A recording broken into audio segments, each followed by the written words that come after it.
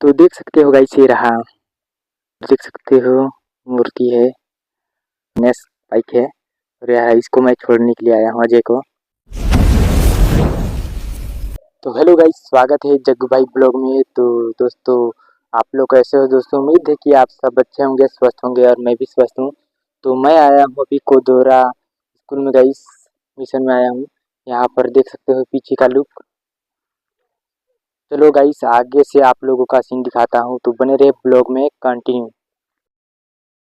तो देख सकते हो गाइस, ये रहा कोदोरा मिशन, जो कितना अद्भुत है, बहुत सुंदर दिखाई दे रहा है दोस्तों। ये वृक्ष भी और ये फूल देख सकते हो, और यहाँ पर एनएस बाइक है और यह इसको मैं छोड़ने के लिए आया हूँ अजय को।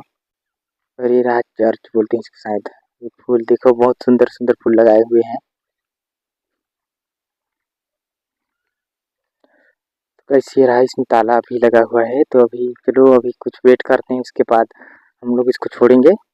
तो बने रहे ब्लॉग में कंटिन्यू। तो देख सकते हो गाइस, ये रहा सुंदर सुंदर फूल भी। चलो सामने से देख सकते हो मूर्ति है। चलो सामने से आप लोगों को दिखाता हूँ।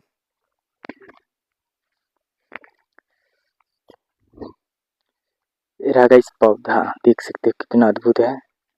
और उधर देख सकते हो मूर्ति है, और इधर भी, और इधर का देख सकते हो सीन, ग्राउंड है उधर। और ये रहा पौधा।